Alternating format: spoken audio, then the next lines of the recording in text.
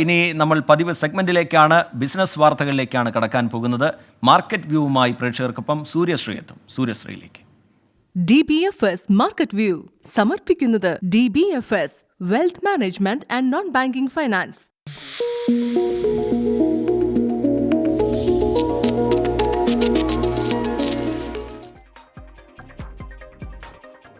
നമസ്കാരം, മാർക്കറ്റ് വ്യൂവിലേക്ക് സ്വാഗതം. നോക്കാം ആദ്യം തലക്കെട്ടുകൾ.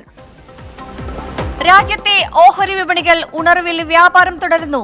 ദേശീയ ഓഹരി വിപണി റെക്കോർഡ് ഉയരമായ 21,837-ലെത്തി. സെൻസെക്സ് 600 പോയിന്റിലേറെ ഉയർന്ന് വ്യാപാരം തുടരുന്നു. വിപണിക്ക് തുണയായി IT കമ്പനികളിലെ മെച്ചപ്പെട്ട പാദഫലങ്ങൾ. യമനിലെ സംഘർഷത്തെ തുടർന്ന് എണ്ണവില കൂടി. ഹൂതികൾക്കെതിരായ അമേരിക്കയുടെയും ബ്രിട്ടന്റെയും സൈനിക നീക്കത്തെ തുടർന്ന് രേഖപ്പെടുത്തിയത് 2% വർധന. ബ്രൈന്റ് ക്രൂഡ് ഫ്യൂച്ചറുകൾക്ക് 2.3% ഉയർന്നു.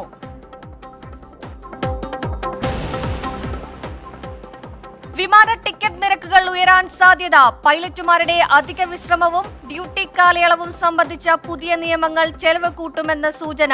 നിയമം നടപ്പാക്കുന്നതിനായി പൈലറ്റുമാരുടെ എണ്ണത്തിൽ 20% വർധന ആവശ്യമെന്ന എയർലൈൻ കമ്പനികൾ. വിമാന കമ്പനികൾ DGCയുടെ മൃദു സമീപനം ചൂഷണം ചെയ്യുകയായിരുന്നുവെന്ന് ഉദ്യോഗസ്ഥർ.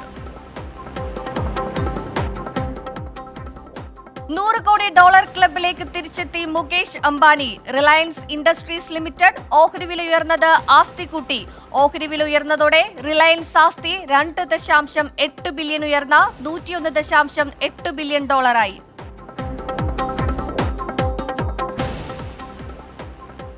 തെരഞ്ഞെടുപ്പിലേക്ക് കടക്കുന്ന പാകിസ്ഥാൻ ആശ്വാസം. $700 മില്യൺ വായ്പയ്ക്ക് പാകിസ്ഥാന് അന്തിമ അനുമതി നൽകി അന്താരാഷ്ട്ര നാണ്യനിധി. പാകിസ്ഥാൻ സമ്പദ് വ്യവസ്ഥ നടപ്പ് സാമ്പത്തിക വർഷത്തിൽ 2% വളർച്ച കൈവരിക്കുമെന്ന IMF പ്രവചനം.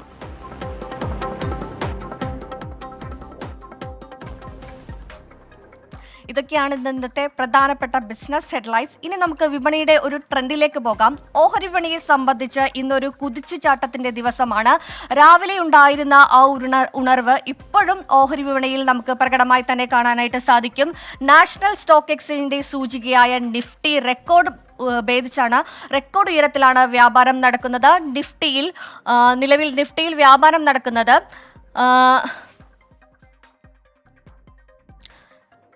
റെക്കോർഡ് ഉയരമായ 21,868 എന്ന പോയിന്റിലാണ് നിലവിൽ നിഫ്റ്റിയിൽ വ്യാപാരം നടക്കുന്നത്. റെക്കോർഡ് ഉയരത്തിലാണ് നിലവിൽ നിഫ്റ്റിയിൽ വ്യാപാരം നടക്കുന്നത്. നിഫ്റ്റി സൂചികളെല്ലാം തന്നെ ഉണർവിന്റെ ഒരു പ്രതിഫലനത്തിൽ കാണാനായിട്ട് സാധിക്കും. രാവിലെ നിഫ്റ്റി ഫിനാൻഷ്യൽ സർവീസസ് അല്പം ഒന്ന് ഡൗൺ ആയെങ്കിലും ഇപ്പോഴും നിഫ്റ്റി ഫിനാൻഷ്യൽ സർവീസസിൽ ഒരു പോസിറ്റീവ് ട്രെൻഡ് നമുക്ക് പ്രകടമാകുന്നതാണ്. നിഫ്റ്റി ബാങ്കും അതുപോലെ തന്നെ 47,753 എന്ന പോയിന്റിലാണ് വ്യാപാരം നടക്കുന്നത്. നിഫ്റ്റി സൂചികളിലൊക്കെ തന്നെ ഒരു പോസിറ്റീവ് ഉണർവ് നമുക്ക് പ്രകടമായി കാണാൻ സാധിക്കും. അതുപോലെ തന്നെ ബോംബെ സ്റ്റോക്ക് എക്സ്ചേഞ്ചിന്റെ സൂചികയായ സെൻസെക്സും നിലവിൽ ഉണർവിലാണ്. 810 പോയിന്റ് ഉണർന്ന് 72,531 പോയിന്റിലാണ് നിലവിൽ സെൻസെക്സിൽ വ്യാപാരം നടക്കുന്നത്. IT കമ്പനികളുടെ ഒക്കെ തന്നെ ഒരു വരുമാന കണക്ക് പുറത്തു വന്ന ഒരു സാഹചര്യത്തിൽ വലിയൊരു കുതിച്ചുചാട്ടത്തിലേക്കാണ് ഓഹരി വിപണി കടന്നിരിക്കുന്നത്. ആ IT കമ്പനികളുടെ വരുമാനം ഒക്കെ തന്നെ നിലവിൽ ഇന്ത്യൻ ഓഹരി വിപണികളിൽ വളരെ മികച്ച രീതിയിലൊരു പ്രകടനം കാഴ്ചവെക്കുന്നുണ്ട്. ഇനി നമുക്ക് മാർക്കറ്റ് വ്യൂവിൽ ഒരു അതിഥിയാണ്. DBFSന്റെ എക്സിക്യൂട്ടീവ് ഡയറക്ടറായ പോൾ തോമസ് ആണ്.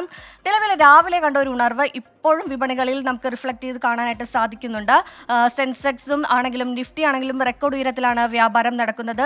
എന്തുകൊണ്ടായിരിക്കാം ഇപ്പോഴും ഈ ഒരു ഉണർവ് പ്രകടമായി തന്നെ തുടരുന്നത്? IT കമ്പനികളുടെ വരുമാന കണക്ക് പുറത്തുവിട്ടുമായി ബന്ധപ്പെട്ട് ഒക്കെ തന്നെ ഒരു റിഫ്ലക്ഷൻ ആണോ കാരണം?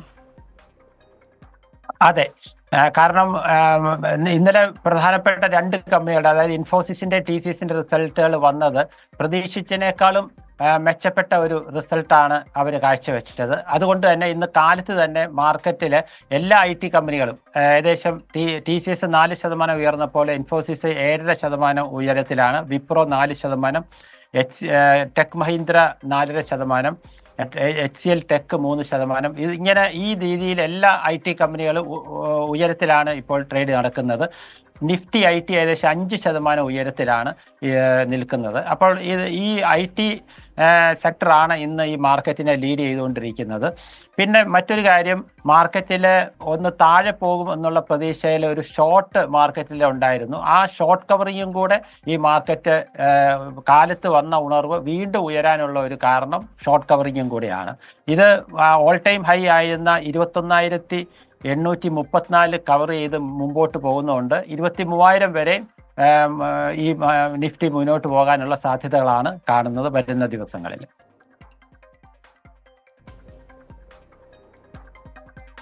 നിലവിൽ വിപണികളിൽ വൻ കുതിച്ചുചാട്ടത്തിന്റെ ഒരു ദിവസമാണ് ഇരിക്കുന്നത്. ഇൻട്രാ ട്രേഡിൽ നമുക്ക് വ്യക്തമായി പ്രകടമാകുന്നത്. ഇനി വെരി ഗുഡ് ആഫ്റ്റർനൂണിൽ ഒരു ഇടവേളയാണ്. ഇടവേളയ്ക്ക് ശേഷം TK റിജിത്ത്.